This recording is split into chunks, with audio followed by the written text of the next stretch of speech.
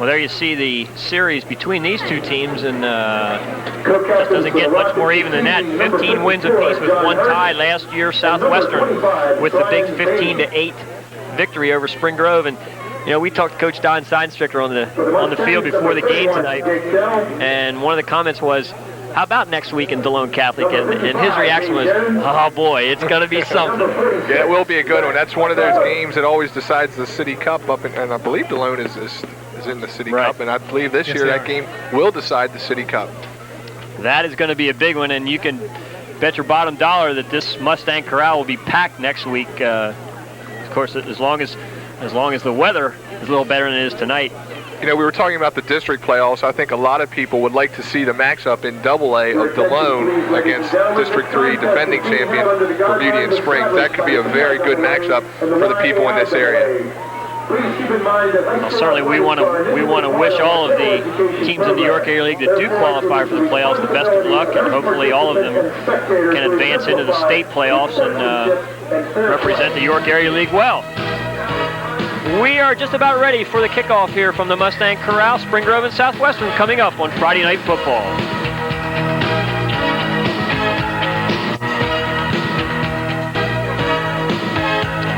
Welcome back to Friday Night Football from the Mustang Corral. Chris Bubb, Craig Smith, and Kevin Drawball bringing you the action on the season finale. And you know, Craig, I have to think back to last season and being up here at Southwestern on the very first week of the season and standing down the field and literally roasting. I remember it was in the mid-90s that evening. 10 weeks can certainly bring a span of weather, and tonight kind of tops it off. Should be interesting because I was really looking forward to seeing Aaron Brady and his passing game. He's an excellent passer, 50% completion rate coming into tonight's ball game.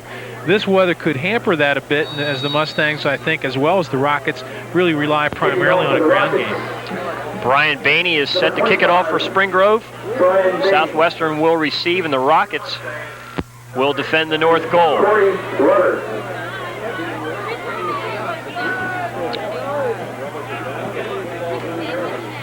Off to the side and caught in the air, but downed on his knee was number 26, Josh Clemens.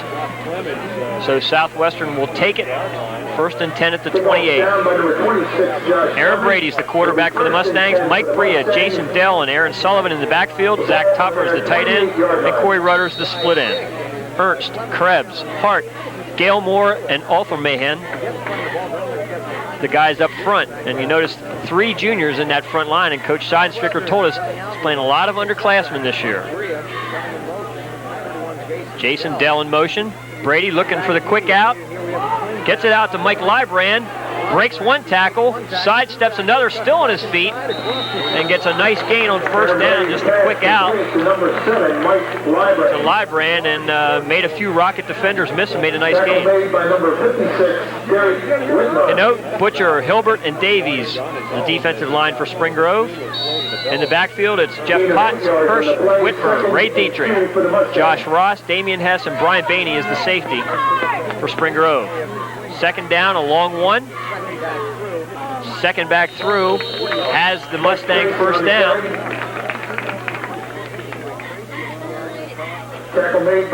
Mike Tracy, the ball carrier.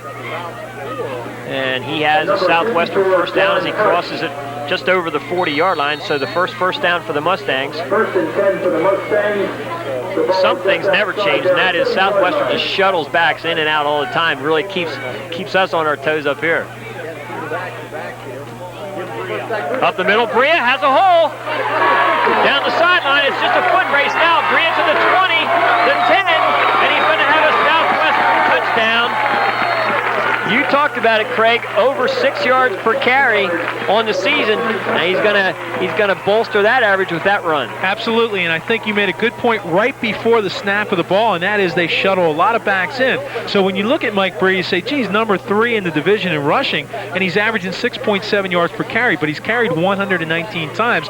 Make that 120 with that carry. But the key is they're getting a lot of variety with their backs. Well, Southwestern is pretty much true blue wing T, and when you have 3 backs in the backfield, you're going to have guys that get the ball the same amount of time. So one guy's not going to pile up a lot of carries and a lot of yardage. The extra point is up, and it is good. And so 10:41 to go in the first quarter, and Southwestern strikes, and they strike quickly, and they lead it now 7-0 over Spring Grove. And the headlights are flashing in the end zone on that score and the extra point. And I have a feeling, I just sort of sensed this on the field. I don't know about you two guys, but Southwestern wasn't real happy about being upset last week, and they're coming out here to rededicate, refocus themselves here in the last week of the regular season. I agree with that, Craig, but I'll tell you the other thing, too. Spring Grove is really banged up. I mean, they have a lot of injuries right now, and certainly this is not the best team that Coach Greg Trone could put on the field if everybody were healthy. And their coaches were telling me before the game they are very much banged up, but the one thing that they are very proud of is that their kids have not quit all season long, and they're not going to quit tonight. There's a lot of football to be played here. Jason Smith, number 21, set back deep for Spring Grove. And Smith handles the line drive at about the 10. Crosses the 20, tries to get to the corner, has some good blocking out in front of him, and then brought down, looks like about the 28-yard line, closer to the 29, so it'll be first down for Spring Grove. That was a heck of a catch by Smith. A little juggling act. As there you get a look at the Southwestern scoring drive. It only took 3 plays, 71 yards. Bria, of course, picks up the bulk of that with the 60-yard touchdown run. So first and 10 for Spring Grove. They trail at 7-0. Eric Glass, the quarterback for the Rockets. We'll go down through the offensive unit of Spring Grove in just a minute. Backs are split. Up the middle. Head down is Damian Hess. And they call him down at about the 31, 32-yard line. Pickup of about 2 there. Glass is the quarterback, just a sophomore. Dietrich, Bainey, and Damian Hess in the backfield. Joel Taylor, the tight end. Zumbrum is the split end for Spring Grove. Butcher, Livelsberger, Hirsch, Mike Hunt, and Troy Hilbert, the offensive line for the Rockets.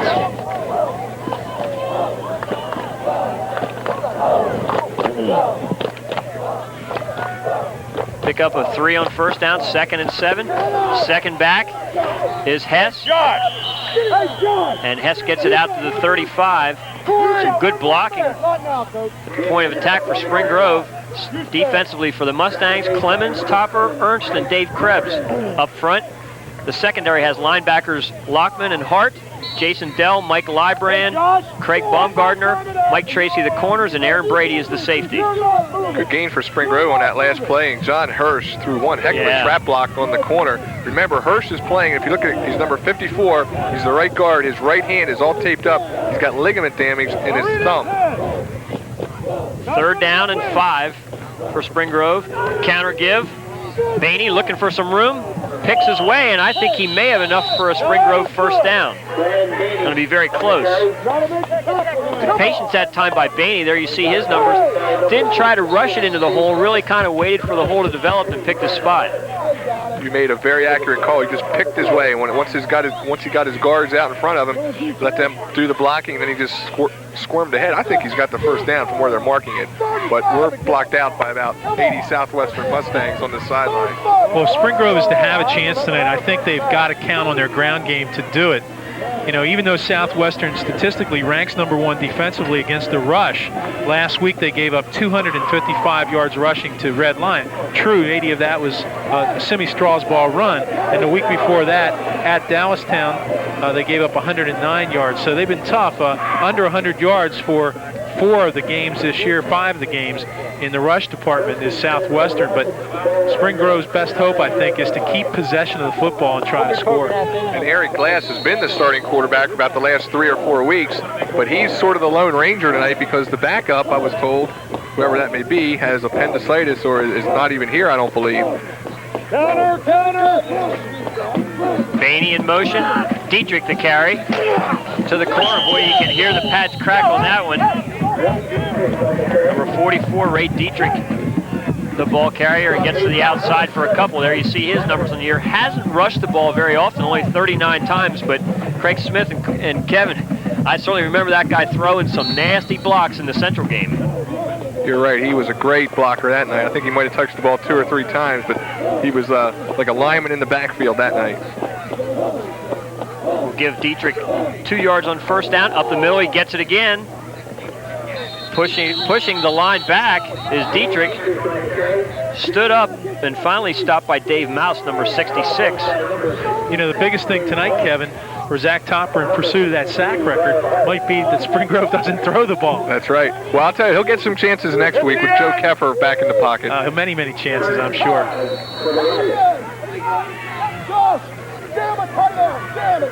3 yards on second down on the carry for Dietrich, so it's 3rd down and 5 for Spring Grove. Remember, Spring Grove had a 3rd and 5 on their last sequence and ran the ball with Bainey. We'll see what they do here. Dietrich sheds one tackler, but he's not going to get rid of the rest of the Southwestern defense. Zach Topper right there, as well as number 37, Tony Lockman.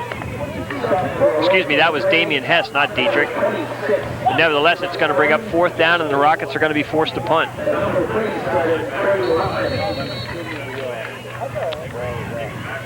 Brian Smith, number 10, in to do the honors for Spring Grove.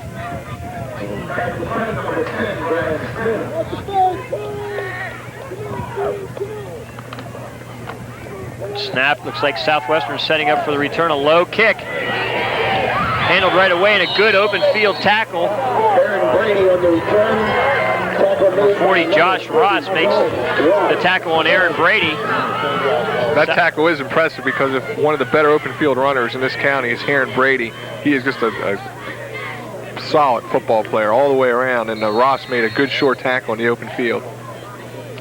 And interestingly enough, in Game 6 of this season for Southwestern, they rushed for 529 yards in a 68-6 defeat of Central. That's the most Southwestern rushing yardage since they did it 469 yards against Susquehannock on November the 1st. So this is a team that can consistently pile up yards on the ground.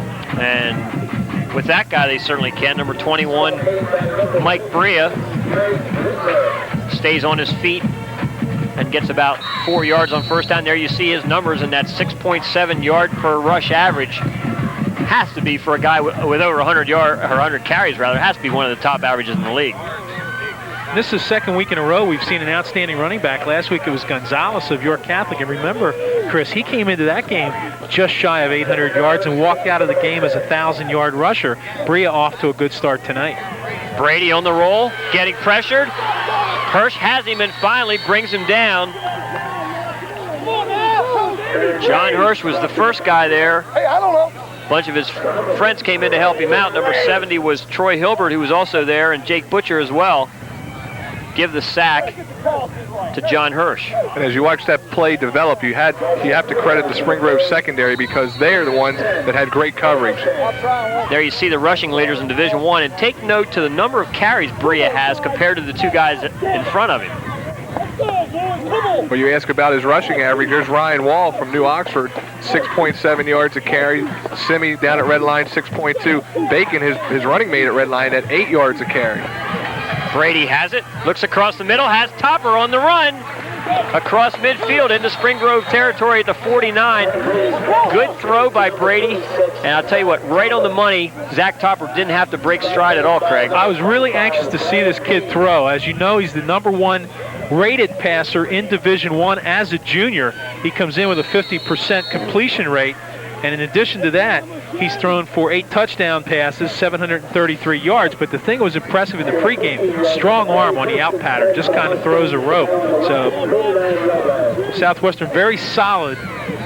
The balance of this year and for next year, quarterback. Mike Tracy, the ball carrier on first down.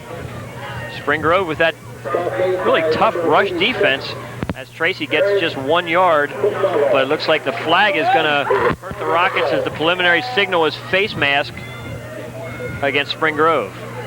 Tonight's game from Southwestern being brought to you in part by Super Shoes, your brand name family shoe store featuring Reebok athletic shoes, located at 2043 West Market Street in New York, open 9 to 9 Monday through Saturday. Super Shoes. Play with face mask on white. So the face mask is going to cost Spring Grove 15 yards. And mark the ball down at the Mustang, or Rocket rather, 33-yard line, and it'll be another first down for Southwestern. That's the first flag of the night. Coach Seidenstricker told us before the game that that's been a problem for the Mustangs this year. So far they've been penalty free. To the corner, and a good gain on first down. Number 40, Aaron Sullivan.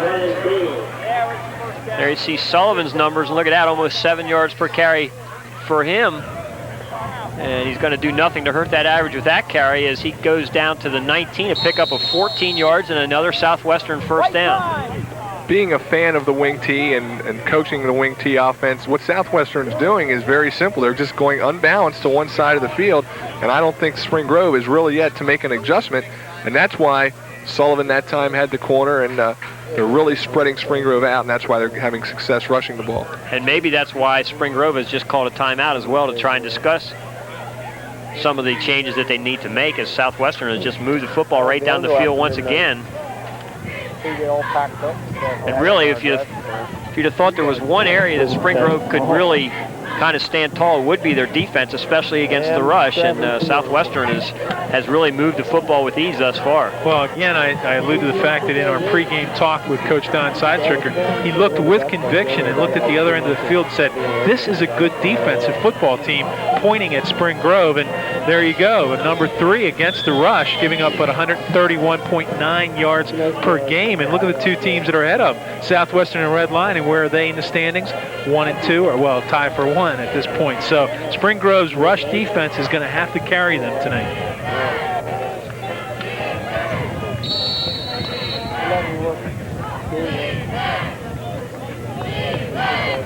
So the Spring Grove defense gets their words of wisdom. It's going to be first down and 10 for Southwestern at the 19.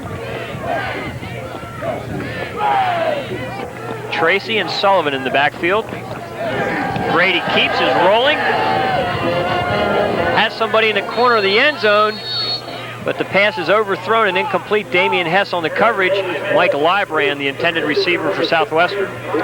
Pretty strong throw from Aaron Brady. He had a couple of choices there. He went for a split end. He had his tight end coming across the middle, but there he just saw rolling to his left, and he threw that a long ways to get it into the end zone. He saw 7 catches for 107 yards, over 15 yards per catch for Librand. No connection on that one, so it's second down and 10. Here's the unbalanced again. They got the tight end, a wing, and the split end to the same side, and that's where they're not going to run as Bria goes up the middle. I'm glad you were talking, because I was watching the guy go out around the side, Kevin. But it was Mike Bria right at the middle, and once again, number 21 with some good running room, and another Southwestern first down. I'll tell you, Craig, we've seen this over the years up here at Southwestern when we do their games. When this offense gets going, you have no idea where the football is. It really becomes very deceptive, and it becomes a guessing game for the defense. This time to the corner. Jason Dell brought down. John Hirsch once again there to tackle. Damian Hess also there to help him out. Anytime you're running the buck sweep like that play was right there in the wing T, you got to credit the guys on the corner because they got the corner, and you got to credit the guards. And that time, Brett Kleinfelder, number 58, was out in front of the play. He's the guy that sprung Dell. Second down and goal for the Mustangs from the 2.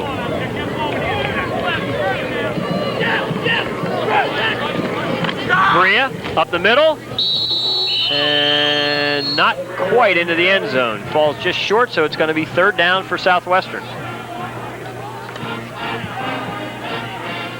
Awful early in the game, Kevin, but Spring Grove could really use a big play right here.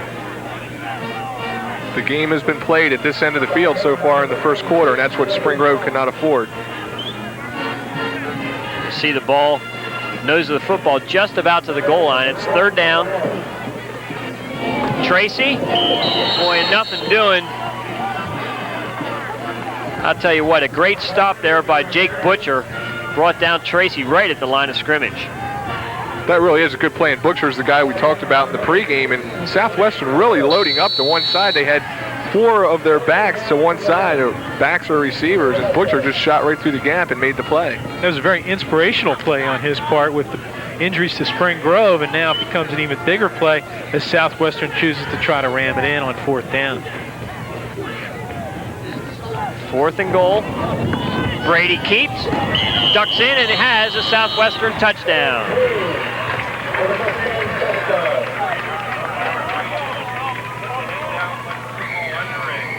Everybody's per rush average seems to be something here at Southwestern. You see Aaron Brady has rushed the ball 65 times, 8 yards per carry. So think about that. That's a remarkable stat. 364 yards, 8 yards per carry for a QB. Right, because his sacks are getting totaled in to his rushing totals.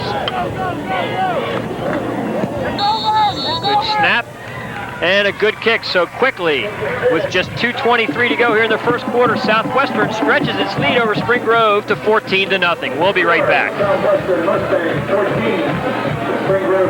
The employees of Spring Grove National Bank extend best wishes to the Spring Grove Rockets. Spring Grove National Bank, serving the community since 1902 with traditions in touch with today. For your convenience, offices are located in Spring Grove and Pine Springs. Member FDIC. Okay, thanks. Back at Southwestern, the Mustangs enjoy a 14-0 lead over Spring Grove. And the Rockets obviously need to get something going here offensively, string a couple first downs together and try and get some points on the scoreboard if they're going to try and stay in this football game. And so you get a look at Aaron Brady, and really had the option to go to the outside as well. Well, they had this set up because remember on 2nd down, Butcher had made the good play inside to stop the belly. This time they just pull it out of the fullback's stomach. And when you have a quarterback like Brady, I'd get on the corner too and let him do his thing.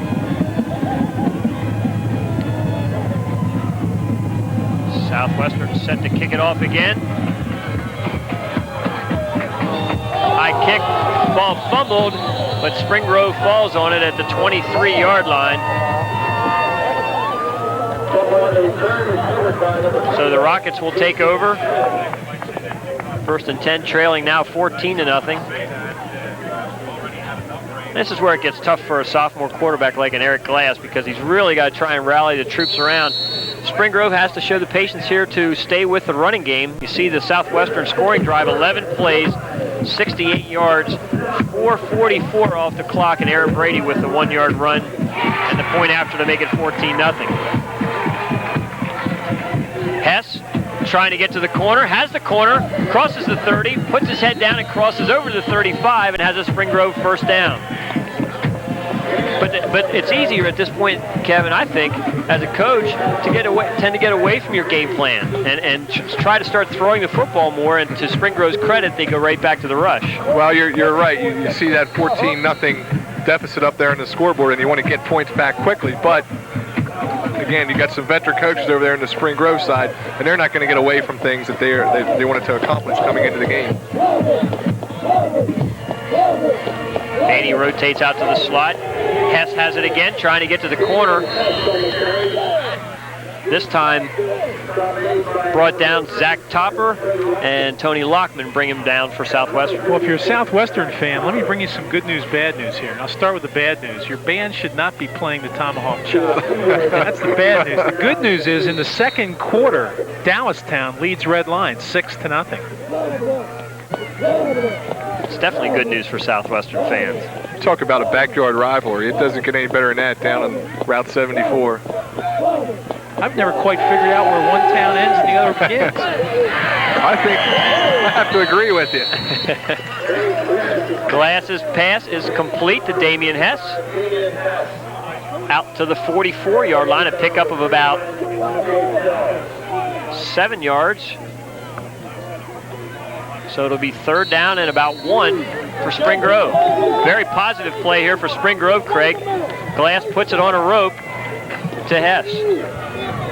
Good arm for a young kid, basically be able to throw that out pattern and get it there before the defense can close. So 3rd and 1 for Spring Grove. Hess in motion. He's going to get the football, trying to get to the corner, cuts it back in and has a Rocket first down. Boy, I tell you what, once again, Kevin, John Hirsch with a great block on the corner, and Damian Hess read it, cut to the inside and got the first down. I was working with the Spring Grove coaches this summer. They said, we got some good linemen, and John Hirsch is one of them, and he's proving it right now. For them right now, just again becomes a mental game to try to string some first downs together and perhaps get on the board in the 2nd quarter. And there you get a look at John Hirsch. And that play will bring us to the end of the first quarter of action here at Southwestern. The Mustangs lead it 14-0.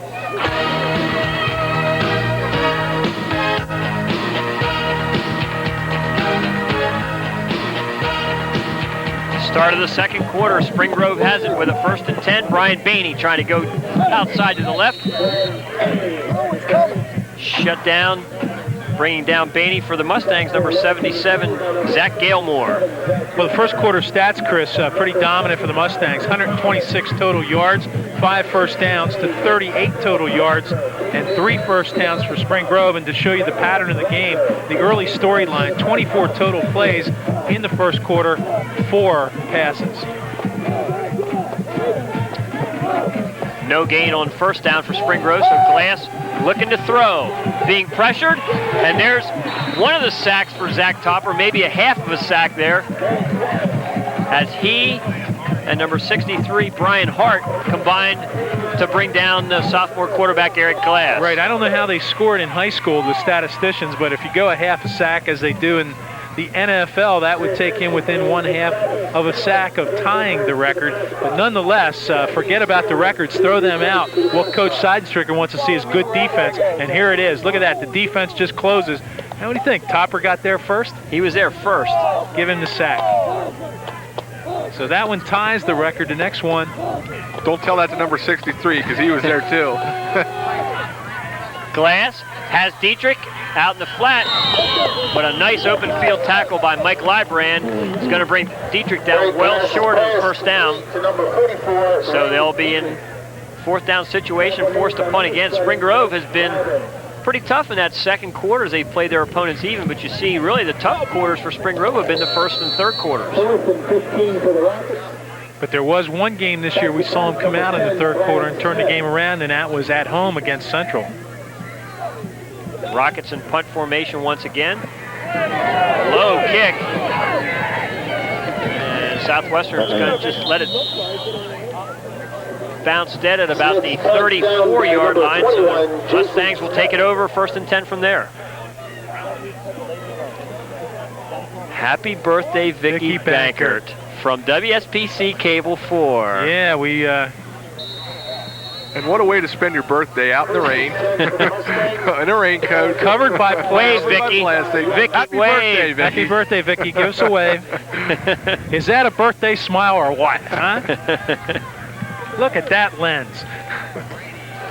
Bria picking his spots again, gets it out over the 40-yard line. Another good gain on 1st down for the Southwestern senior. Tonight's first half of action is being brought to you in part by the Papertown Restaurant and Dairy Bar, Route 116 in Spring Grove, featuring a complete breakfast menu, daily lunch specials, and weekend baked seafood platters. Call 225-1542 for a carryout at the Papertown Restaurant and Dairy Bar. 6 yards on 1st down for Bria. 2nd and 4. Brady rolls, can run for the 1st down, decides to throw it deep. Has a receiver out there. Intended for 87, Corey Rudders. He got caught halfway in between. He thought his quarterback needed help. He started to maybe freeze to come back to the football, right, which is correct. But had he kept running, I think Brady knew he wanted to try to beat him deep. That was about a 50-yard pass on the run. Going the wrong way. Yeah. Exactly. And this kid is only a junior, 6'2", 190. Imagine if he adds another inch, half inch, and another 10 pounds. You've got quite an athlete here who we've seen really perform well, defensively. And this year, this is the first time we're getting to see him here offensively, and his numbers certainly bear out an excellent season.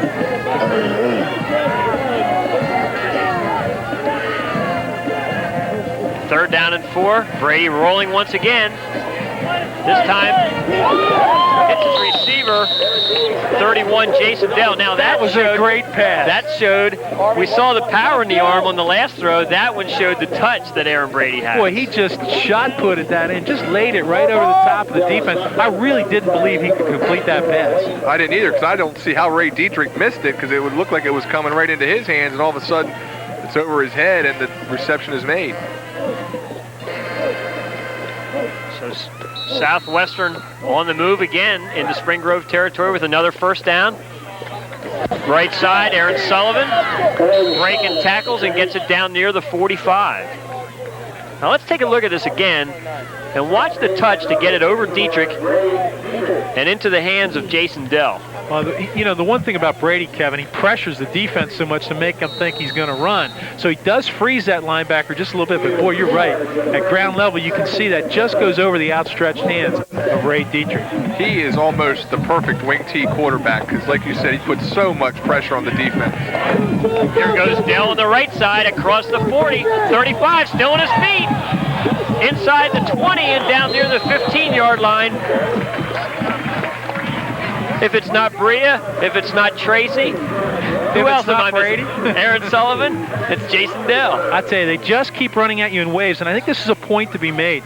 This truly is a program, and we read a lot about it, you hear a lot about it, but when you look at this roster, 77 players, but 21 seniors, and here they are contending for the title again. A program that was started under John Kwasniok, really built and taken to the new level again by Coach Seidenstricker, and it's just built, I think, on the premise that young kids get to play in 7th and 8th grade and become part of the program, and they keep them on board and just continue to build the system. Well, that time Ben Livelsberger stuffs Mike Bria at the line of scrimmage. In fact, we're going to mark it down as a loss of a yard for Bria.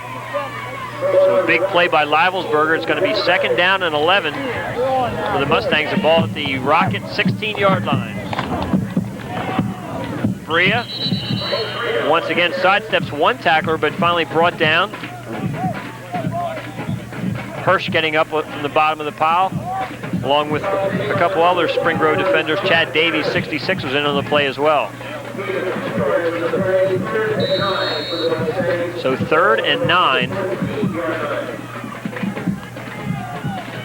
for Southwestern.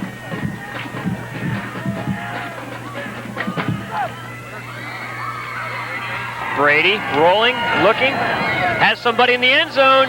Intended for Bria, who was wide open.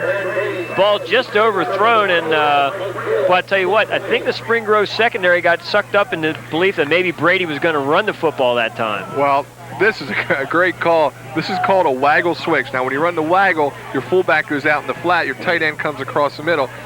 They say switch, they're just going to switch positions on this play. The tight end went down the middle of the field on the outside third, and the fullback went right down the middle of the field untouched. And for Southwestern, the pass was a little bit overthrown from Brady to Bria. Ryan Wickline is going to be in to attempt a 30-yard field goal. Good snap, plenty of leg, and it is good. Ryan Wickline from 30 yards, solid as could be, Craig. Beautiful kick, 5'9", 145-pound junior.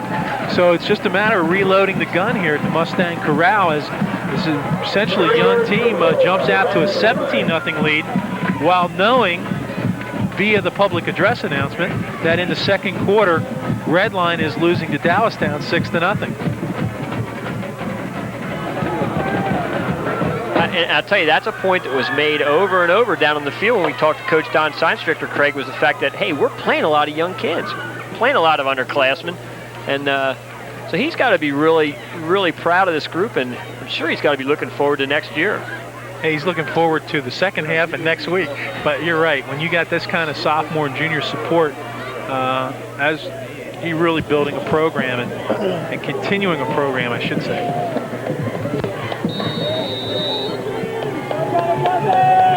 Quick line, set to kick it off. Good kick. Handled at about the 4-yard line by Jason Smith. Looking for a hole. Boy, a big open field tackle there. You know, for as wet as it's been, we've seen some pretty good open field tackles on punts and kickoffs. Aaron Miller made the open field tackle there, and I'll tell you what, if he doesn't make the tackle, I think Jason Smith has a pretty nice seam up the middle, Kevin. He did have a seam up the middle, and that was a good tackle coming up through the legs there. But I was just going to say, Craig, we haven't seen a lot of sloppy play because of the weather. It's not raining right now, it doesn't look like. I think it's just a testament that the field is in pretty good shape. Right. I tell you, I was amazed at how good condition the field was when we walked down before the game, Craig, for the amount of rain we had about an hour and a half ago. Dietrich comes out of the pack, out across the 25-yard line. Going to have a nice gain on first down. There you see the Southwestern scoring drive. 8 plays, 52 yards, just about 3 minutes off the clock. And Wickline with the very good 30-yard field goal to put Southwestern up 17-0.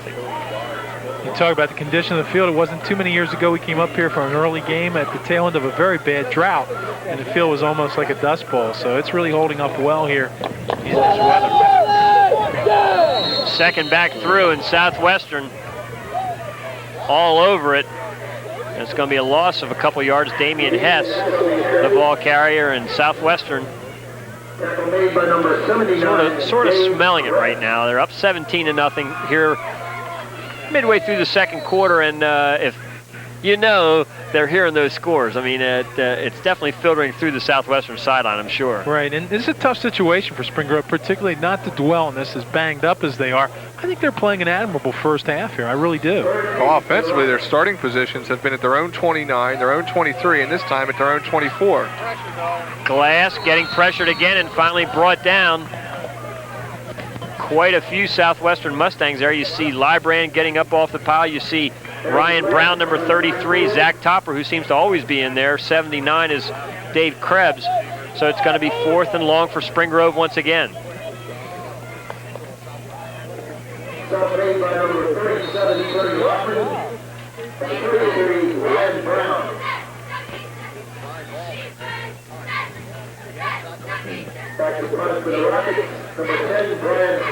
Cleaning the football off a little bit as Spring Grove ready to kick it away. High snap, handled by Brian Smith. Pretty good kick under the conditions. Picked up on the run. And into Spring Grove territory, number 87, Corey Rudders. Southwestern will have great field position when they take over, leading 17-0.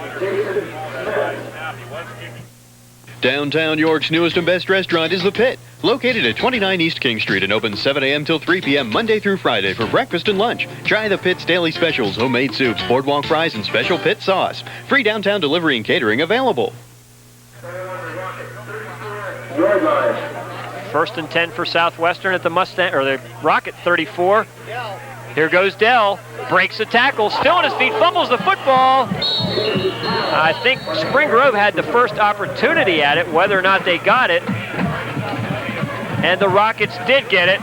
Turnover Southwestern, the first break of the game for Spring Grove. And there's no way you can get upset with a kid about that. It was the second effort trying to twist away from the defense that opened that up and allowed the fumble. College football pay-per-view this Saturday. Louisville at Tennessee, and the Volunteers have one very, very good football team. And Louisville, if I'm not mistaken, still under the control of Howard Schnellenberger. And a future opponent of Penn State, who they've just been put on the Penn State schedule for the not-too-distant future. That'll be a good game where Louisville has got a good program, and they're starting to turn it around. Brian Bainey trying to go to the outside. Nothing doing as Southwestern. Right there you get a look at Bainey, the 5'9", 180-pound senior, but he's going to lose 4 yards on first down. And here's your trivia question tonight's game. Which coach on the field tonight graduated from the University of Tennessee? Jeff Jordan. Oh, darn. I told you that before. That was easy. Challenge me, Craig. Challenge me. Glass back to throw, being pressured, puts it up, and pass falls incomplete. What's the special tonight at the Papertown Restaurant and Dairy Bar? Well, if you and Chris were there, it would have been milkshakes. Milkshakes, all right. Well, tonight's first half of action is also being brought to you in part by Wonder Memorials, with 2 locations in Spring Grove and Shrewsbury, a family business owned and operated by George L. Wonder. Stop by for details on our memorials or call Spring Grove 225-5989 or Shrewsbury 235-1953. Serving your family since 1953, Wonder Memorials. 3rd down, 14 for the Rockets. Glass looking to throw. Open. Has a receiver just overthrown, intended for Damian Hess. And he did have him open, Kevin. So 4th down once again for Spring Grove. What coach on the field tonight graduated from Louisville? I don't know. Here's the pass, and you can see how wide open Damian Hess is right there. Maybe Jim should have caught that one down on the sideline. I believe coming right at him. Another low kick. Brady takes it at the 44. Boy, does he have a wall, and brought down from behind.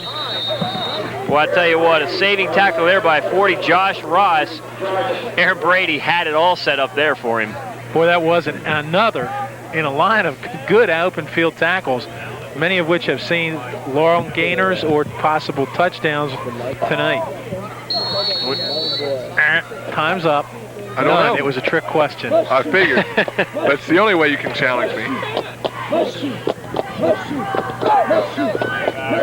But I was actually looking over all of my coaches there. Right side, Aaron Sullivan still on his feet. A flag flies. Sullivan finally brought down after a nice game, but we'll have to see what the little yellow handkerchief is all about out there. We have holding against Black. Okay, now we know. You know, in the pregame, again, another comment about the Southwestern team is that I think Coach Scheinstricker would like to see a little bit more consistency, fewer mental mistakes, and focus. I mean, they're sitting there in first place with a chance to win it all tonight, but coaches just hate those kind of things. And holding is one of them.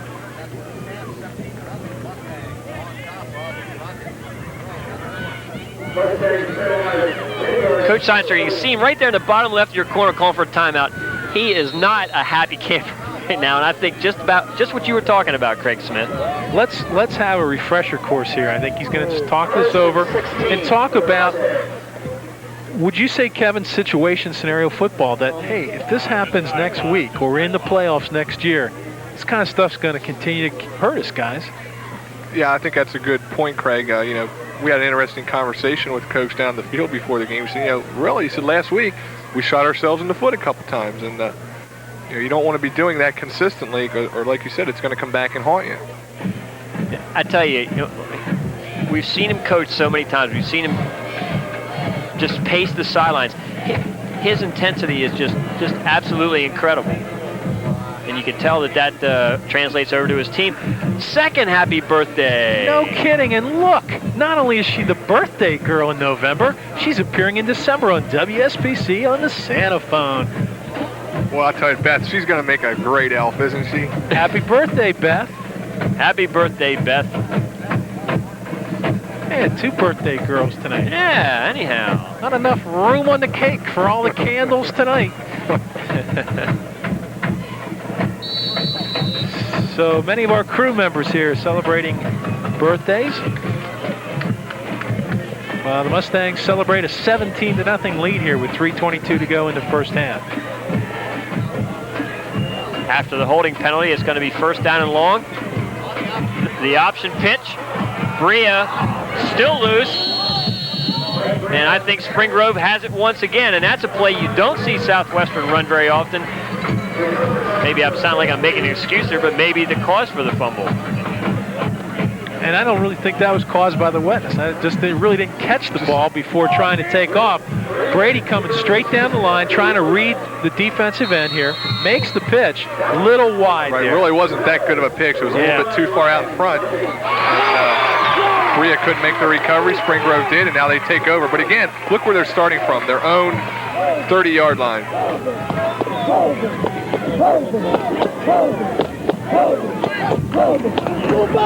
First and 10, and boy, just nowhere to go for Spring Grove right now as the Southwestern defense is just really toughened up. That time, Dietrich tried to go up the middle, just absolutely no room.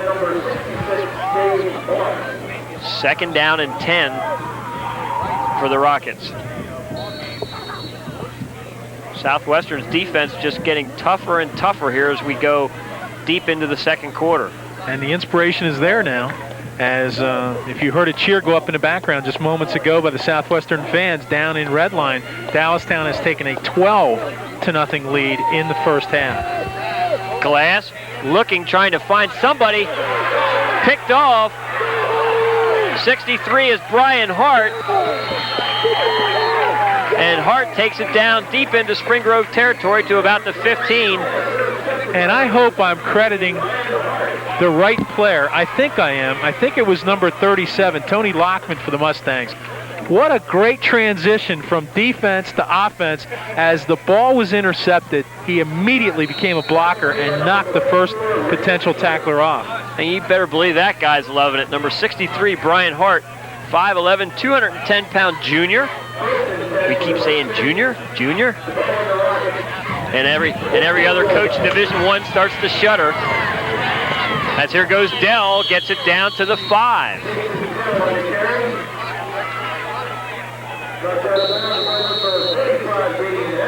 Well, with 2 minutes to go in the first half, this is a good time to mention to stay with us at halftime, as we're expecting a performance by the visiting band, which would be the Spring Grove Rocket Marching Band. The weather usually dictates whether they'll come on the field or not, but we think they are tuning up, as they say, behind the end zone, and we expect to see them, as well as our first half statistics, courtesy of Gary Miller and Paul Goodemo. Right side this time, Aaron Sullivan. And of course, Craig going through withdrawal after only seeing 4 bands in the Halloween parade last Sunday. Unbelievable. 55 minutes, 4 bands.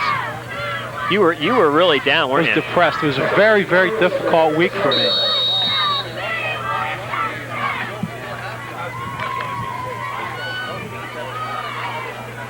Southwestern down to the Spring Grove 6-yard line.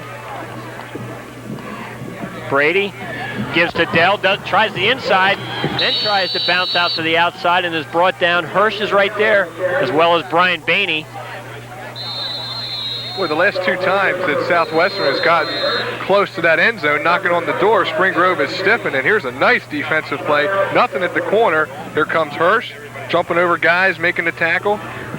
I tell you what, I don't know if we can rerun that in the truck, but you can almost see the determination in the Spring Grove defenders' faces on that play. It really tells you something about some of their kids. It does, and at this point in the game, you're looking for the little victories, those little incidents on various down situations that the coach can read. Watch this. Look at Hirsch, man. He's just going to start jumping over people right here. Get out of my way. I'm coming. Guy's got him stood up at the line of scrimmage. Here comes Hirsch, grabs on. Here comes another guy from behind, and then Bainey right over the top. Well, that's great determination by Spring Grove. And I think with a 17-0 scoreboard and Southwestern chomping at the bit, no pun intended, knowing what that score is down in Redline, very, very impressive defensive play there. So it's 3rd and goal now from the 5-yard line. 1:07 to go until half as another timeout was called, and now the Mustangs are ready to go once again. Should Southwestern's lead stand up and Dallastown beat Red Lion?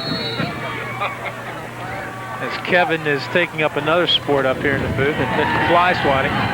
Got him too, didn't I? Brady, touchdown Southwestern. Jason Dell, the receiver, and Southwestern now stretches its lead out 23-0. To finish that thought, should this lead stand up, and Southwestern certainly now on a roll, and Dallastown beat Red Lion, it's just remarkable that we would have set up a Division I, Division II championship next week here on this field. Of course, it's a mythical championship, and here it adds to the point total. Boy, good pattern. Guarded pretty well, but got it up in the air.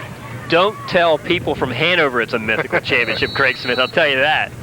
It's a mythical YAIAA championship. Right. However, it will be for market bragging rights, I'm sure. Shopping mall bragging rights. Workplace bragging rights. Wickline this time misses the extra point, but not sure that matters much. Southwestern with 1:01 to go until half now leads Spring Grove 23-0. Well, you've always given me good advice and good counsel, Chris. So, boy, next week is for the Division I, Division II championship. It's the Super Bowl of the York County area. No, you're right. It should be an outstanding matchup. 2 great quarterbacks, Joe Keffer, Aaron Brady. In a lot different kind of way, too. Very much so. Physical stature. I mean, Keffer has that strong sidearm slinging type motion that just delivers the ball on target. Brady, the strong punishing runner that also has the ability to throw. But we are getting a bit ahead of ourselves as we've got 1:01 to go in the first half.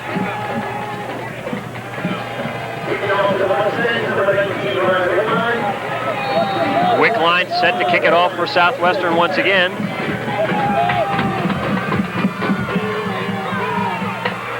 Jason Smith handles it, tries it back up the middle again, and brought down at the 28. So first and 10 for Spring Grove. 4 plays, 15 yards. The 5-yard touchdown pass from Aaron Brady to Jason Dell. Southwestern shows it doesn't have to be on the ground. They can do it through the air as well.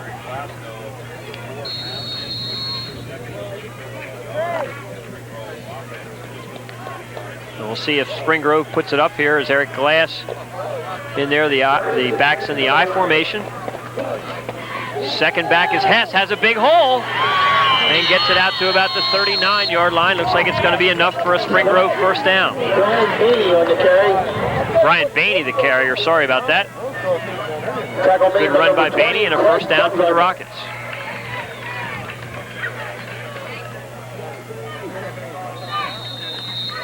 Clock down to 33 seconds and counting. Spring Grove appears to be in no real big hurry. How about that alignment, Kevin? A little bit of a stack eye there. Super eye.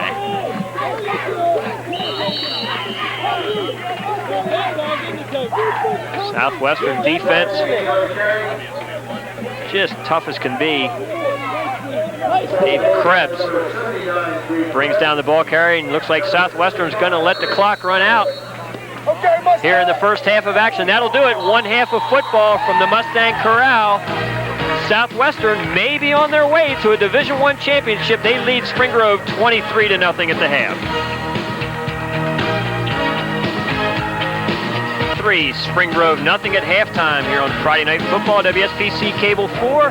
And much to Craig Smith's delight, yes, you see the Blue Crew from Spring Grove out on the field. Much to my delight, but also much to my dismay, because this is the last time this season I have an opportunity to introduce to you a high school marching band at halftime. It is the Spring Grove High School Rocket Marching Band, 95 members strong, under the directorship of David Dietz. Their assistant director is Kevin Bong.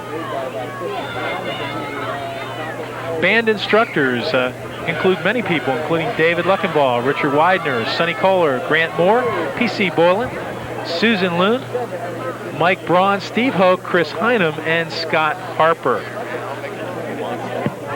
The band front captains this year are Angela Riekert and Missy Nace. The drum major, Joy Hoover. The Spring Grove Senior High School Blue Crew. Tonight's selections, You Gotta Try, You Are the Sunshine of My Life by Stevie Wonder, and Caravan.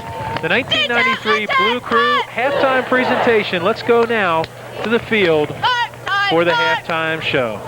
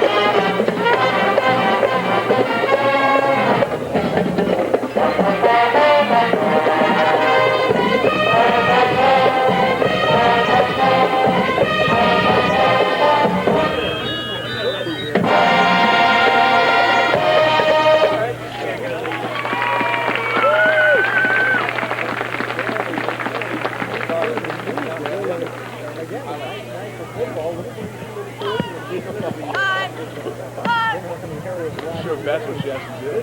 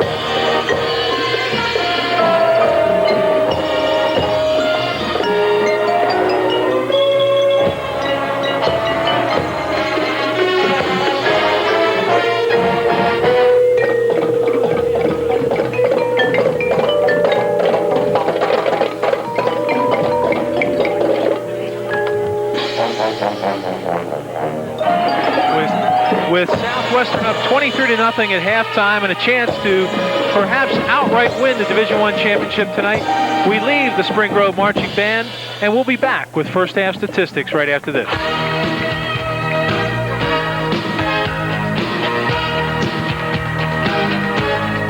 Getting ready for third quarter action here from the Mustang Corral. I'm Chris Bupp, joined by Kevin Drawball and Craig Smith.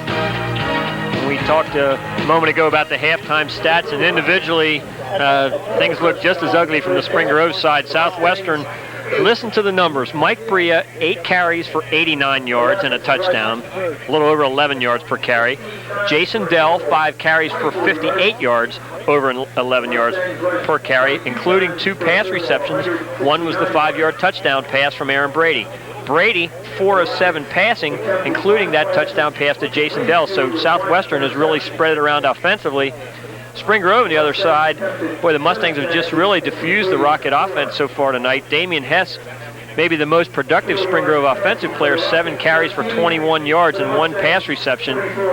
To make a long story short, it's been all Southwestern in the first half.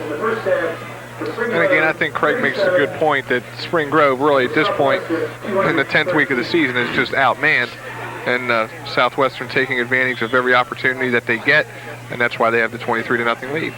And the last word we got from Redline was Dallastown 12, Redline nothing. That score, I believe, Craig, was still in the first half. It was, and I would suspect just by our game here that game's probably now into halftime. We'll try to keep you updated on it, but certainly a 12-0 lead, far more precarious than this game here tonight. But again, you're looking for, as a coach, Greg Trone, effort on the part of your kids, and I can't see anybody here tonight faulting the effort of the Spring Grove Rockets in this first half. They certainly have tried and played hard on every play, and we've seen some really tough plays on the part of their defense. But Southwestern playing very, very well, and you can't help but be impressed by Aaron Brady, Mike Bria, the work that's being done up front, and depending on how it's scored, the fact that tonight Zach Topper has perhaps tied or come close to tying the sack record here at Southwestern. Well, and I think another thing that really goes against Spring Grove tonight is the fact that Southwestern getting beat last week by Redline just kind of sort of lit the fire for the Mustangs. Put fuel on the fire, so to speak. You don't want to play Southwestern after they've been coming off of a loss. Snapped them back into reality, and then to top it off with the fact that this is, in fact, senior night tonight. They honored the parents of the senior players. And I believe, if my count was correct, there's somewhere around 21 seniors on this squad of 77 listed players this year. And really, when you think back to it, 2 weeks ago, Dallastown had this Southwestern team on the ropes and had the ball at the 1-yard line when Southwestern held the Wildcats for 3 successive downs to really win that football game. They come back last week and lose at Red Lion. You know Coach Don Seidenstricker really had a message to send out this week in practice to get this team ready, not only for tonight, which is a game that could clinch at least a tie for the Division I championship, but certainly next week against Alone. Well, and the one thing I wanted to comment on, I was going to hold this to later in the game, and perhaps we'll explore it further in the third and fourth quarter, but you know, we've talked all along this year, Division I has been probably down all through the division this year. Not quite as good as it's been in previous years, but if you really analyze some of the coaching jobs that have been done, and you don't necessarily want to judge a guy's first year because those people like Louis Orndorff did a lot to bring him into this year, but Gene Fake, certainly a candidate for Coach of the Year down at Dallastown, I would believe. Don Seidenstricker winning here and potentially winning the Division I championship with a very young team. How about Lynn Regal?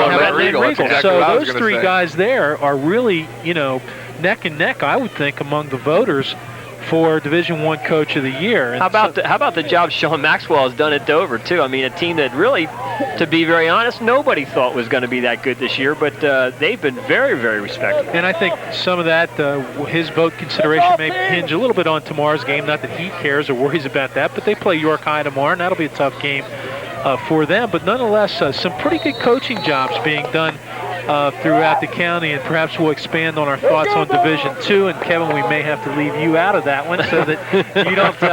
No objectivity there. No objectivity, but no, you can join in. But my point is that, you know, it's been interesting to see. I think DeLone, of the teams we've seen, Chris, by far, the class of perhaps Division I and Division II. Now the Mustangs are going to have something to say about that next week. Well, we certainly will. We won't find that out, but many people up in this Hanover area certainly will find that out. I believe Southwestern is going to be called for offside on the kickoff. They'll have to bring it back 5 yards and try it again. As a relatively neutral party, the only thing I'd like to participate in next week is the gate receipts and the concession stand. You know, this place will be jammed. I don't care what the weather is, even if it snows this week, when you put DeLone and Southwestern together. Right, and you know, going back to that, the thoughts that we had on Division I, you know, and one of the things that really makes it unusual is the down years that teams like Central and York High, who you year in and year out really figure to be right at the top of Division I, just haven't had the kind of years they would have liked, and that's why some of these other teams have had a little better opportunity to move up in the standings. So Dave Jones going to try it again. Good kick, handled by Jason Smith. Looking left, has a wall, if he can get to the corner, but he's brought down just over the 30-yard line at about the 32. We got a fee out there. So Spring Grove will have it. First and 10 at their own 32. Eric Glass, the quarterback for the Rockets. Brian Bainey is number 25 in the backfield, joined by 44 Ray Dietrich and 45 Damian Hess.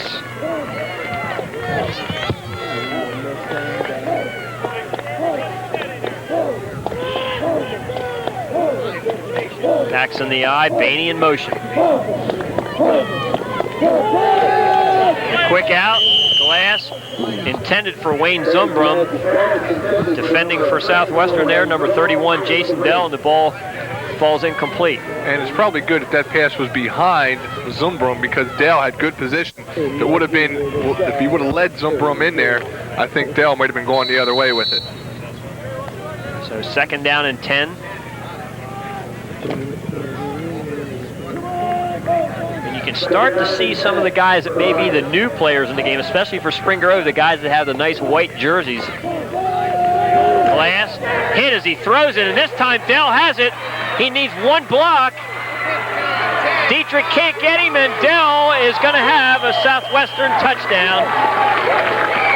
And I think that Dell should share as much of that interception and score with Brian Hart, number 63 in your program, as anybody, because he just creams the quarterback and takes any throw, any power off this throw. It's a dead duck, and Dell picks it off. Great pressure up front, and Dell picks off the errant pass, and there you see him going into the corner of the Southwestern end zone. 29-0, the Mustangs now lead it. Ryan Wickline will be in to try and make it a 30-point lead. And you had to like the block of Dave Mouse that time, too, as he made the transition from defense to offense. Wickline that time kicked right down the middle. 11:24 to go until half, or until the end of the third quarter, rather. And Southwestern now leads it 30-0. Paul says it's a 35-yard interception return for Jason Dell on the touchdown.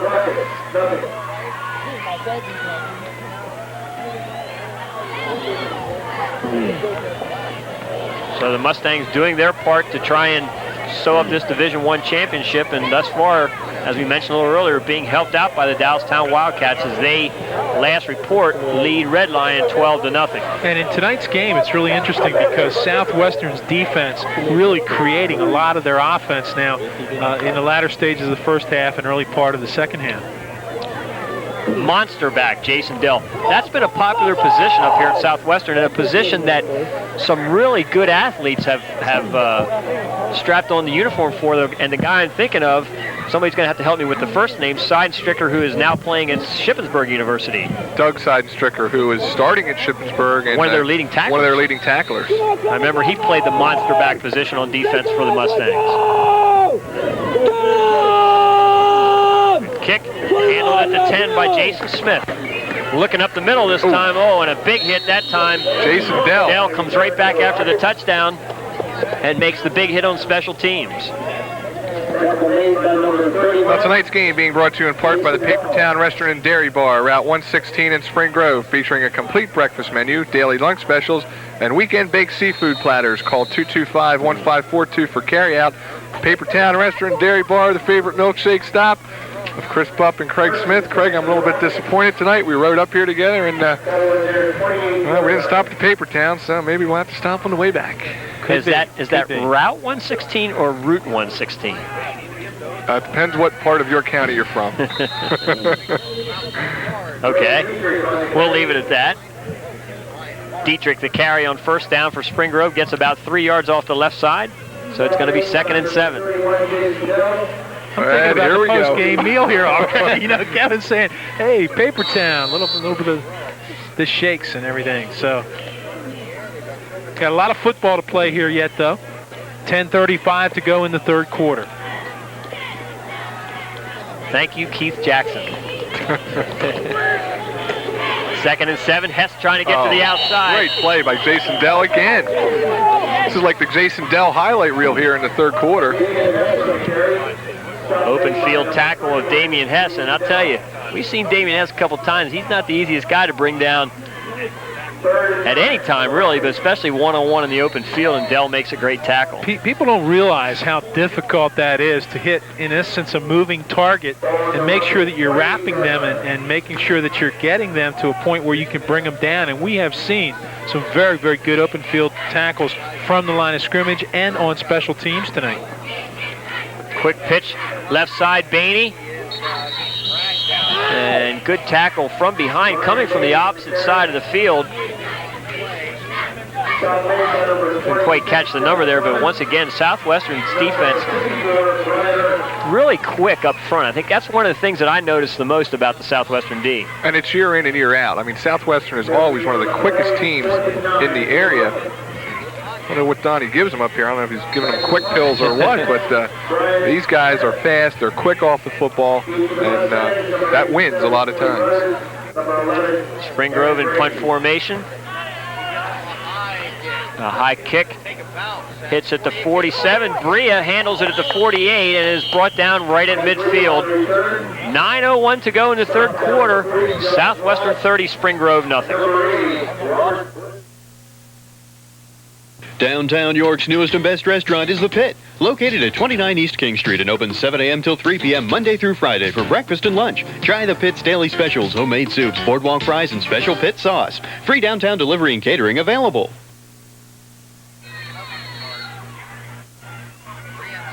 Ball right at midfield. Up the middle is Bria. Look at him churning the legs. Gets it inside the 45 to the 44, a pickup of about 6. Again there, they brought both linebackers in the middle. Bria took a lot of shots going through the line of scrimmage that time. He was bobbling the ball on his way down. Jason Smith passed out a good lick right there at the line, and Bria just kept going forward. 6 yards on first down. Boy, any coach will take that. Now that really opens up the option. 2nd and 4 for the Mustangs. Sullivan. Boy, look at the blocks at the line of scrimmage. Maybe one was a little too good as the flag flies in there. Boy, but I'll tell you, on the corner, Kevin, the blocks are unbelievable. Yeah. Yeah. And the guards, boy, when they get out there, they're on the move, and they are just passing out some nice hits on the corner. And it's going to be a illegal block. And that's going to push Southwestern back. And as it would with any coach, I'm sure, even though 30-0 is the lead for Southwestern. The chop block below the waist. Coach Don Sidestricker, every time that flag flies and it's against the Mustangs, he just can't be happy. Well, you can't be happy because now, at least mentally, and a coach would deny this, you're starting to prepare for DeLone next week. And you can't afford these this has been a concern all year long. You can't afford the penalties, and you can't afford to keep putting your team back 10 yards, 15 yards. And so you want to continually fine-tune, ratchet down the technique so that you're ready to go for the next game. Brady on the pitch to Dell. Our sideline microphone picks up the crack of the pads on that one as Dell gets knocked out of bounds at about the 46, maybe 47-yard line. We'll see where the spot is. Nevertheless, it's going to bring up 3rd down and long for the Mustangs. One of the things that Spring Grove is always going to do, they are going to stick you defensively. And that time, it looked like the corner was there, but then number 56, Derek Whitmer, and also 45, Damian Hess closed quickly, and you heard the hit along the sidelines. I think Spring Grove, Kevin, is playing about as well tonight as they can. I mean, they're not doing it offensively, but let's face it, they have not been a strong offensive team all year long. So, you know, when you look at where they've been, 8th in total offense, 7th in the rushing game, and 8th in the passing game, you don't expect a lot of offense out of Spring Grove. But their defense certainly comes to play, and it's just a compliment to Southwestern's offensive superiority that they've put 30 points on the board. Dell in motion. The fake. Brady keeps. Has a receiver. It's Bria. And he's going to be awful close to that first down as he was dragging Spring Grove tacklers with him, trying to get to the marker. That was a really nice fake. We had the luxury of being sort of behind the play with our camera, so you could see that Brady didn't give him the ball, but imagine being on the other side of that fake where it was very well executed. Toughest play in football right here. This is the waggle.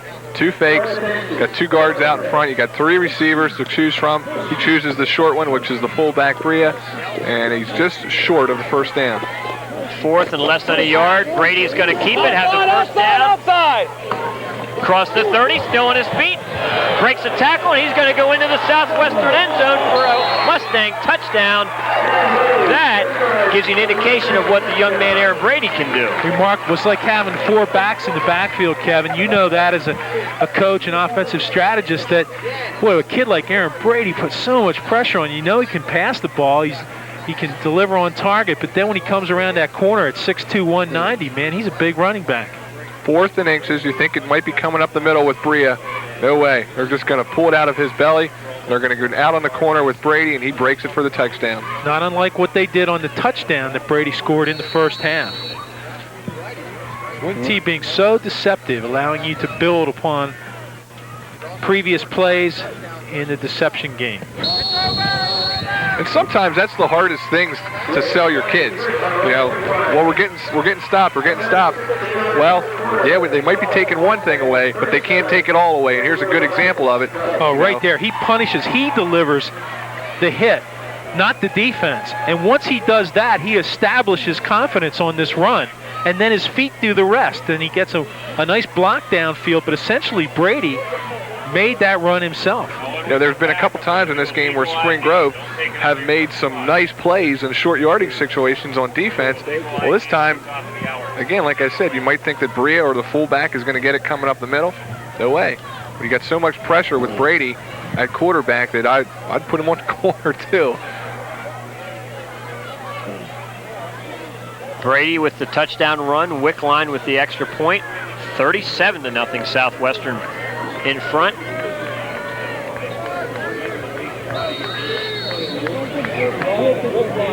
And Davy Jones is set to kick it off.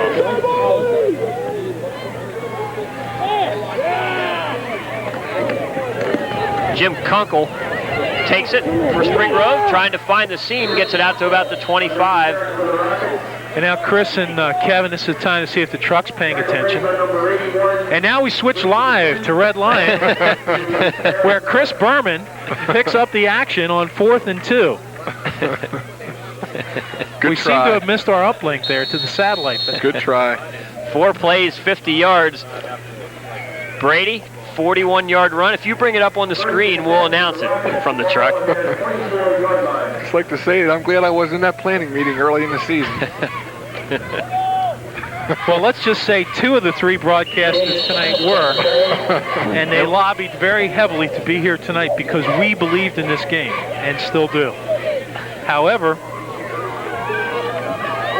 our program director and director both felt very strongly about the Red Lion and Dallastown game, but hey, this is a championship game tonight because if the scores hold as they're running, I'm deep in it again. Huh? You're really trying to justify our choosing of this game, I can tell. Yeah, it's a reach. It's a reach. Now this is... And look at this, Jason Dell again. Kevin, your man here in the 3rd quarter. He has his 2nd touchdown on an interception. And that time, instead of underthrowing, that one was overthrown, and it's going to be a 25-yard touchdown, or 29-yard touchdown run, returned by Jason Dell. This was a great play by Dell. He makes a heck of a catch here. Glass thinks he has somebody in the flat. And like you said, Chris, a little bit over the head of Damian Hess. And look at the catch by Dell. And it's just clear sailing to the end zone. And why was it a high throw? Because Zach Topper went in from that defensive end position and had his big left hand up there at 6'4", and then the up reach, and forced him to throw the ball high. Wickline, he's getting pretty good at it. 44-0, Southwestern leads it. Still 5:59 to go in the 3rd quarter. Well, if you're wondering what Southwestern's highs were this year, they beat Central 68-6.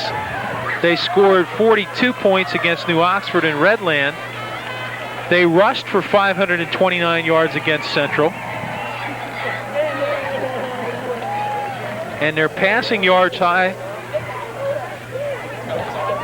Does Southwestern like the third quarter or what, Craig Smith? Look at that stat, 101-21 in the third quarter. I'd say that comes out of the locker room very, very focused.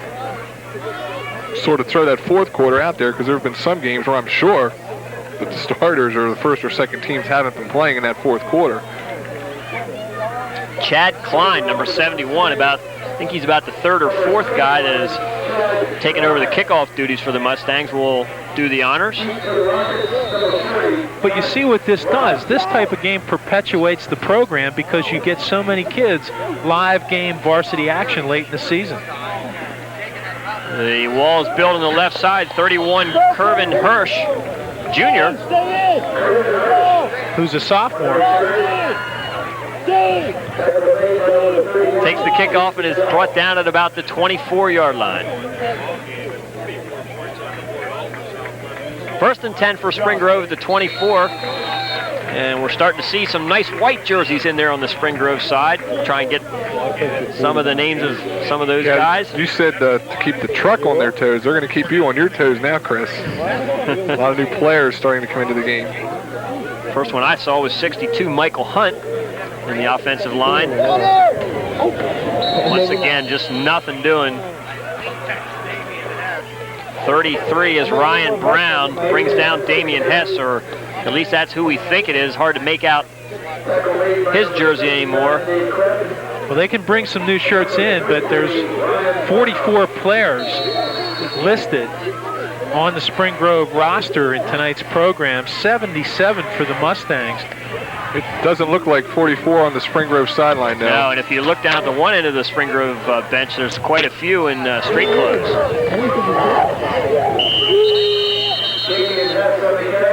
Damian Hess trying the right side this time. Boy, just no running room at all as Southwestern has really put the clamps on. From really about the second quarter on, the Southwestern defense seemed like Spring Grove ran the football fairly well in that first quarter, maybe early parts of the second quarter, but since then, they just haven't been able to get it going at all. Well, and they had a slight edge in time of possession in the first half, but kind of a meaningless statistic tonight as Southwestern has executed all the big plays from the initial touchdown run by Bria to the interceptions by Dell. Counter give, Hess, and brought down after a couple. It's going to be fourth down for the Rockets. And you add to that list of big plays Aaron Brady's touchdown run, which I thought was very impressive and continues to build on his future here. Nice hit this time by number 57, Mike Hoban, on the counter give. Got him stood up and bam. Fourth down and 7 for Spring Grove. Brian Smith in punt formation. Rudders and Aaron Brady are back deep. Great kick this time by Smith. Rudders handles it. The wall is set. And Rudders loses his footing a little bit. Gets it into Spring Grove territory at the 48. Once again, maybe one little juke there, Kevin, and Rudders had a wall set up as well. 3:36 to go in the third quarter, and it's 44-0 Southwestern in front.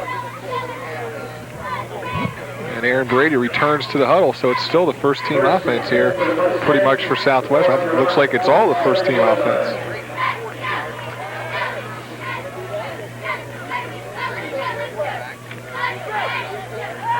Brady fumbles the snap and just falls on it wisely. You know, it's amazing, Chris, as dominant as Southwestern has been tonight, you talk about how they share the wealth in this program. Brady has rushed for 37 yards, Bria for 95, Dell for 62, Tracy for 5, and then Sullivan for 18. So, I mean, we don't even have a 100-yard rusher yet in tonight's game for the Mustangs, while they pile it up on the scoreboard up 44-0. Bria, and a good open field tackle there. Jeff Potts, who has made the last 2 tackles for Spring Grove, brings down Bria. And remember, Bria got 2/3 of those 90 yards on that first touchdown on the 60-yard run. Third down and 12. That was a remarkable calculation. I know, I never cease to amaze you, right, Craig? I blinked my eyes, and you just did that. It was amazing. I keep looking for the calculator over I here. don't have it. Kevin's I don't have it, guys. He's the human calculator. He'll be on David Letterman. Third down and long, counter give. Once again, good job by the Spring Grove defense. Aaron Miller brought down.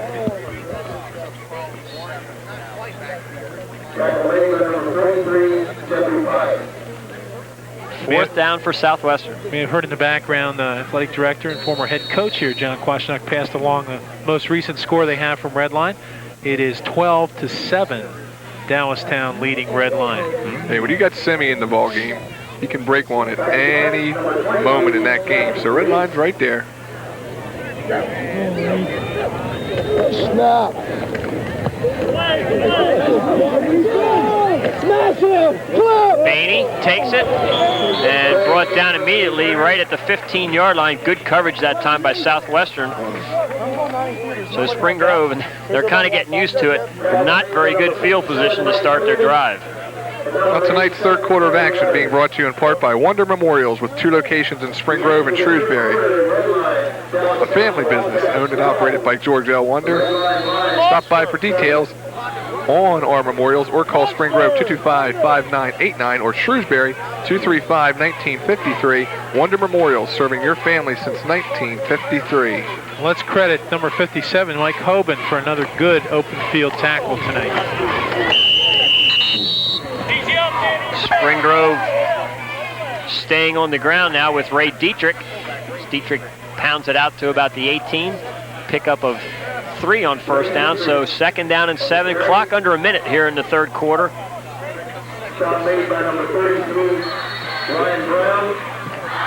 I really think you've seen the last of the first team offense for Southwestern tonight. Probably they'll be giving the fourth quarter off. Second and 7, counter give to Bainey, trying to get wide. Gets to the corner, has a Spring Grove first down, and is taken out of bounds across the 25 out to about the 27-yard line. Number 18, John Gill. And number 27, Tom Berlinger. You know, injuries, and we talked about this with Spring Grove, injuries at really any position, but certainly at key positions, just cause a ripple effect right down the line and can really just cause problems throughout your offense or defense for that matter. Oh, there's no doubt about it. And you expect by the 10th week in the season, you're going to have some injuries and have guys banged up, and you just hope that you have some other people that can come through. And there's a guy going through the line, Dietrich, with a big run, and very close to another Spring Grove first down. And it is going to be a Rocket first down. This is what Spring Grove did in the first quarter. They were able to move the football with Dietrich and Bainey and Damian Hess. Now the Rockets are back at it again on the move. If they get this one off, I'm sure this will be the final play of the first or third quarter.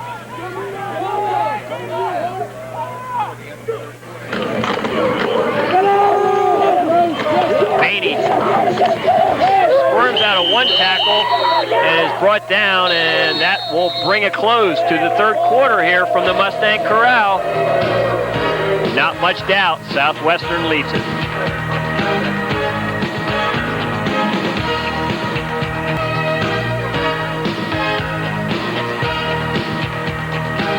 A fourth quarter that I'm sure Spring Grove would almost hope would be over by now. 44-0, Southwestern in front.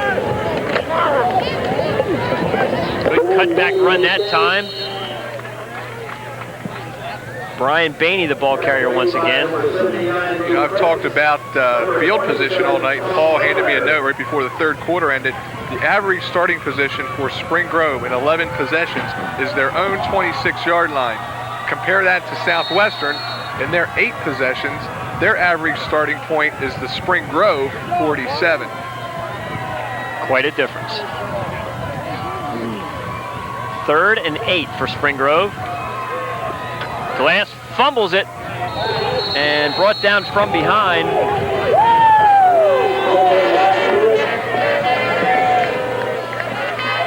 You got to look at the Southwestern bench here, and we've been alluding to the fact that there's 70-plus guys down there. And I had a conversation one night with Don Seidenstricker, and I just verified it at halftime with John Kwasniok and some of the junior high coaches. One of the interesting points, guys, about this program, talked about how many players they get out for 7th and 8th grade. This year it was started out as over 100. They're down to the high 80s. But, you know, when you play 7th and 8th grade games, you only have 5-minute quarters. It's tough to get that many players in. So what Don Seidenstricker and John Kwasniok have done, as we're going to look at Aaron Brady on this punt return, what they have done is every Friday after the 7th and 8th grade game, their whole 7th and 8th grade team plays on Friday. And everybody gets a chance to play. You know, you keep player participation that way. The parents get to see their kids play. And I really feel that's one of the reasons why it carries over to the senior high program. And what's important about that a lot of people don't realize is just look sometimes. You can't tell 7th and 8th grade how a kid is going to mature physically. And kids that are just little tykes in 7th grade, 8th grade mature by their senior year, junior year into very good physical specimens, and you start cutting kids too early or not allowing them to participate, you may be cutting or losing a potential division all-star. I think it's a great testament to this program and why they are successful.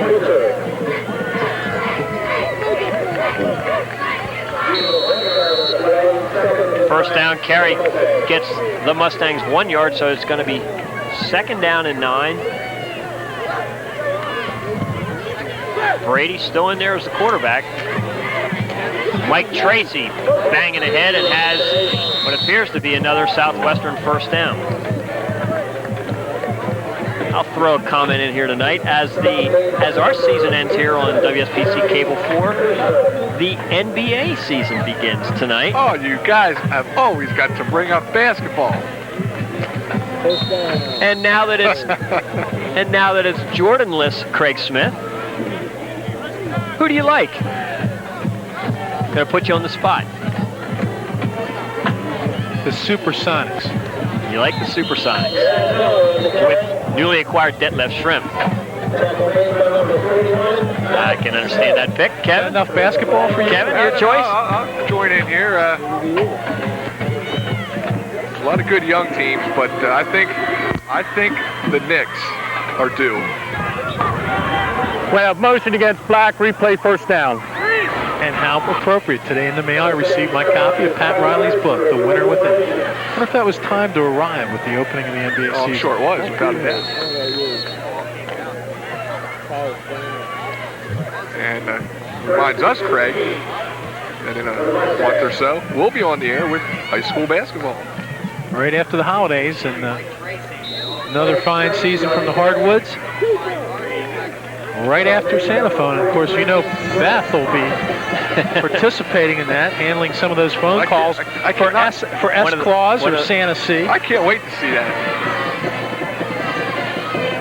You ever notice how the people in stores at Christmas time have the name tags on? Santa Claus ought to wear one. S-Claus, Santa C. They never give you the full name of the person. Yeah, everybody knows who Santa Claus is, Craig. I sense we're drifting here. Bring us back, Chris. 2nd and 10 for the Mustangs. Second team is in there now. Ball carrier that time, 33, Ryan Brown. 23. Jeff Reese is the ball carrier. Brought down in the backfield. Loss of a couple. Here you get a look at it. Good penetration by the Spring Grove defense.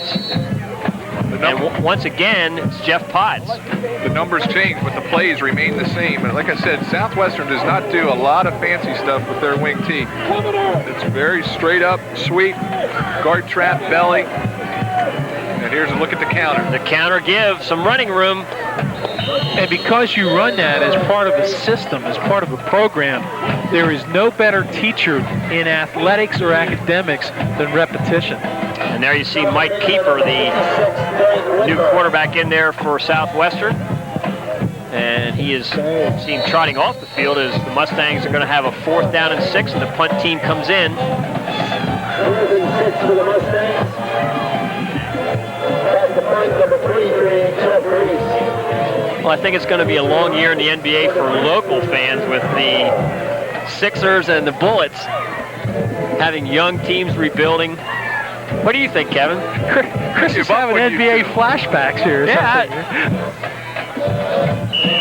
You know how excited I am about the NBA season. Chris, if they're not wearing a light blue Carolina uniform with Tar Heel on it, I don't care. That's what I was trying to get out of you. I don't care. I was waiting to get that out of you. It doesn't matter to me. I don't care if the Sonics or the Suns or the Knicks win, as long as the Heels are there at the end. Okay, Eric Montrose. I catch your drift. Spring Grove takes over, 1st and 10, 7:07 to go in the football game. Southwestern still leading it 44-0.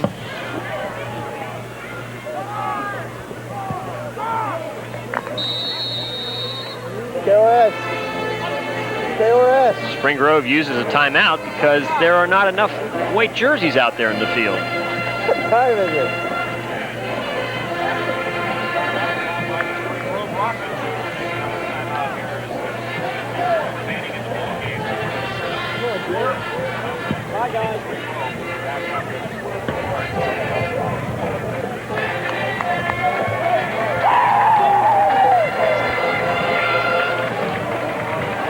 You see many changes being made both offensively and defensively as some of the younger players now getting a chance to get some playing action. There you get a look at the standings in Division II, and DeLone Catholic has wrapped up the Division II championship. As we mentioned, York Suburban needs a big win tomorrow over West York to have an opportunity to possibly get into the District 3 playoffs. Littlestown, York Catholic, and West York all at 5-3, and then you see the rest of the squads down through the Division II standings. 1st and 10 for Spring Grove. Still going to the sweep.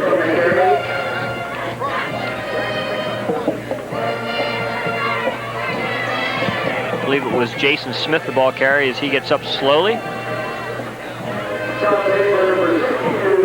Gives Smith 1 yard on 1st down, so it'll be 2nd down and 9 for the Mustangs.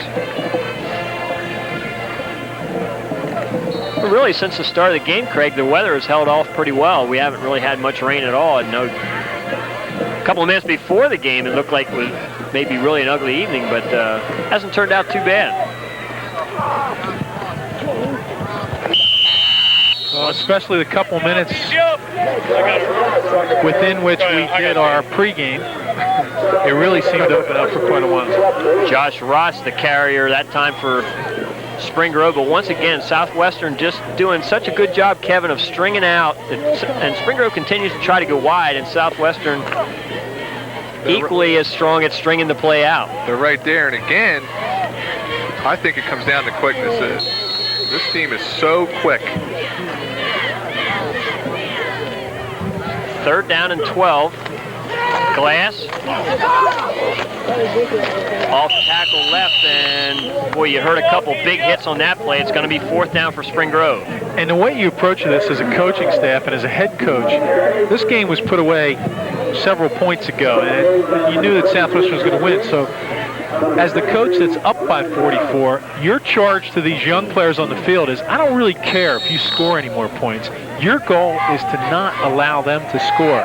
In other words, maintain the margin that you went on the field with. If you can improve on that margin, so be it. Brian Smith in punt formation for Spring Grove. Fumbled the snap, and Southwestern has blocked it. And picking it up and going into the end zone is number 7, Zach Galemore. There's a flag down, but I don't think Spring Grove was set on the line of scrimmage, so I believe the touchdown will stand. 76, I believe, was We have Jeremy. motion against White, decline, touchdown. I think it was Jeremy Zumbrum who made the block. Galemore scooped it up at about the 2-yard line and took it in.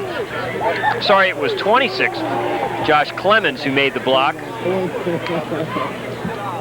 You never the one to bet, man. So we've pretty much seen it all tonight. We've seen offensive touchdowns for Southwestern. We've seen defensive created touchdowns through interceptions and pressure on the quarterback. And now we've seen a special teams touchdown. And the Mustangs have pretty much scored in every way possible. We've not seen the safety, but they've scored, as we said, off the interceptions, including 2 interception returns for TDs by Jason Dell of 35 and 29 yards. And the snap is fumbled. Wickline throws it and completes it. I'm going to kick me a touchdown. To Jason Dell. Garo Yefremian couldn't have done it any better. When it's going right, it's going right. And that's what your kicker's taught. Just throw it up because it doesn't matter if the pass is intercepted or incomplete. And he did it. Dell ran under it. Here's the block. Let's go back to that. The ball's fumbled here, so you're really going after the ball. You're coming down in front of the punter so that he kicks into you and you don't rough him and miss the ball. So a good block that time by Josh Clemens. He keeps the ball alive and trying to pick it up, and there you go. The big guys coming in. Number 77 in your program, Zach Willie Gallimore. Now that'll take you back to the 50s. I don't know about you, There's Chris. a trivia It's question. Who did Willie Gallimore play for? Time's up. The Chicago Bears. The Monsters Paul had of it. the Midway. Wait. Paul had it. Oh, Paul had the answer. Okay, he didn't buzz in quick enough. Spring Grove takes the kick at the 30. And still on his feet is number 41, Matt Smith. Gets it out very close to midfield, so Spring Grove will have probably maybe their best field position of the evening. And I think we're going to get a personal foul here tacked on to the end. It looked like they tackled him out of bounds. So they might be down closer to the 35 till this is all said and done. And that's something you don't want. That's really Play with dead ball foul, personal foul against Black. Down here with me, please. Fortino, Bale. Barnhart.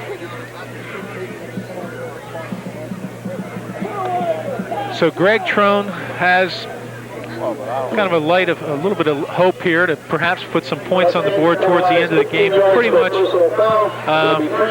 anxiously awaiting that clock to run down and just wrap this thing up and wrap this season up and start all over again, probably Monday in the weight room. Spring Grove once again trying to go wide. Nice runback run that time. Nice hole and a nice run. And that was number 40, Josh Ross, with the good run for Spring Grove. Picks up nice yardage on first down. We'll give him 6 yards, so it'll be 2nd and 4. Some more fresh troops entering for Southwestern. Second down. Clock under 4 minutes to go in the football game. Glass brings him to the line of scrimmage. Kervin Hirsch crosses the 30. Getting close to that first down marker. It's going to be about a yard shy, so it'll be 3rd down and 1. Wonder if they call him Swervin' Kervin, like Swervin' Kervin Richards from what college, Craig? Aha, attaboy. I'm sorry, I didn't phrase that as a question. What is Pitt?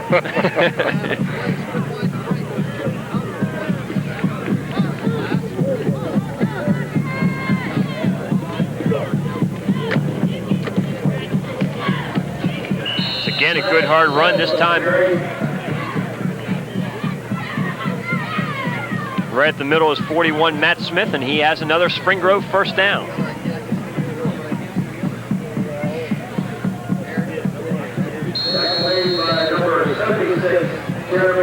Clock down to 3 minutes, just about. And I'm going to soon make my way down to the field, and just in case I don't get to mention it in the closing credits, once again, our hats off to Gary Miller, Paul Goodemode, and Bo Rule, because they're the guys behind the scenes in terms of statistics up here in the booth that keep us going. You people out there don't know how bad we are and how good we look because of those guys. Yeah, those three, week in and week out, keep the numbers together, keep the stats together, provide them so that we can bring them to you in terms of graphics as well as verbal information. Well, before you leave, John Kwasniok just told me it's still 12-7. Dallastown leading Red Line, but Red Line has the football at the Dallastown 15-yard line with 2 minutes to go. Right side, swerving, curving Hirsch on the run. But we'll try to follow that through to the end and get you a final score before we go off the air tonight. But with both your permissions, I'm out of here, down the field.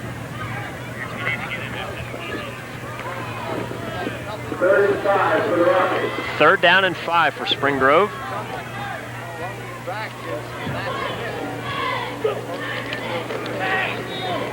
Counter give. Josh Ross, the ball carrier, gets inside the 20. It's going to be 4th down, and we'll be back in just a minute.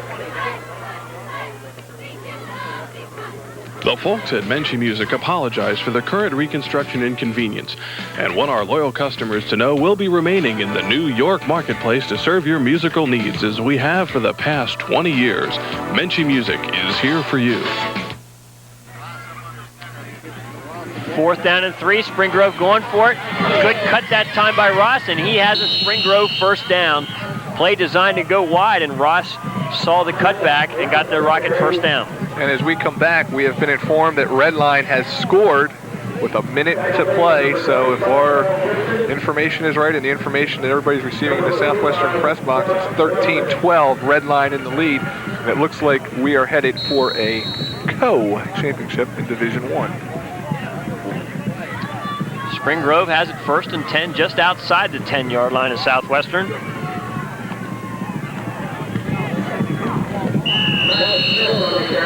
Matt Smith, the ball carrier this time. Well, again, we'd like to thank all of our sponsors for tonight's game, including the Papertown Restaurant and Dairy Bar, Wonder Memorials, and also Super Shoes, your brand name family shoe store featuring Reebok athletic shoes located at 2043 West Market Street in Newark, open 9 to 9 Monday through Saturday. And you see the clock in the lower right as Spring Grove trying to get in and put some points on the board here with just 20 seconds to go.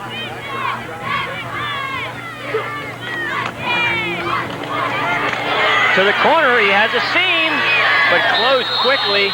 Boy, it looked like the corner was there for Curvin Hirsch, but a good job by the Southwestern defense to close and stop the play. And quickly, Spring Grove looks like they're going to use a timeout with just 5 seconds to go and try and punch one into the end zone here. Number 80, Chad Riker, made a nice play out in the open field. As you said, it looked like Hirsch might have had the corner and was headed for the end zone, but Riker came up and put a good lick on him and knocked him right back in his tracks. So one play left, most likely, with just 5 seconds to go for Spring Grove.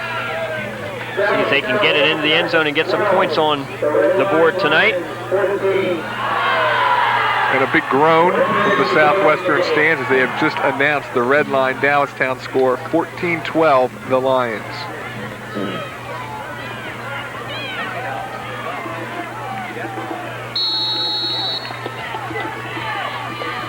Glass looking to throw, being pressured, and has a receiver for a Spring Grove touchdown. That one's for you, Brian Tate.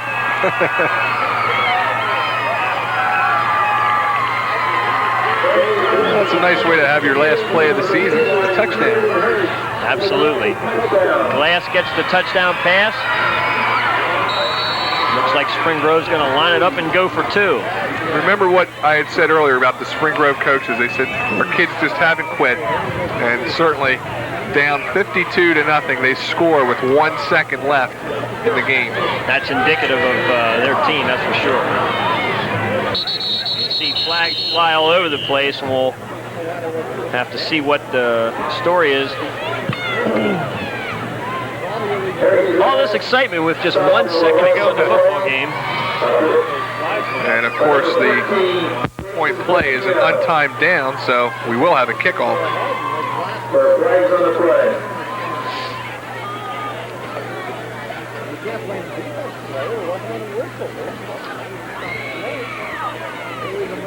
Illegal motion looks like it's being declined, and the play will stand. 52-6 is the score. Just 1 second remaining, so we'll have the kickoff. And we will have a final in our final game of the 1993 season here on WSPC.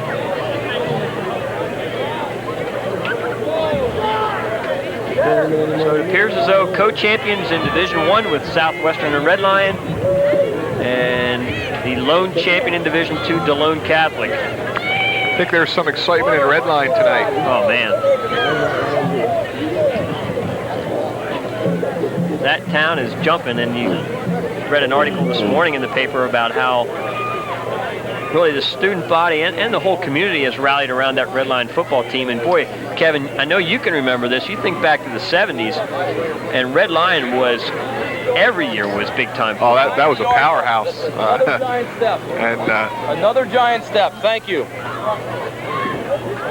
You used to have to go, I can remember when we went to West York, you had to go at least an hour before game time just to get a seat down at Red Line. When the Scott Fitzkys and those people played down there, they were pretty avid football fans in Red Line. It's nice to see Red Line turning around under their coach Lynn Regal and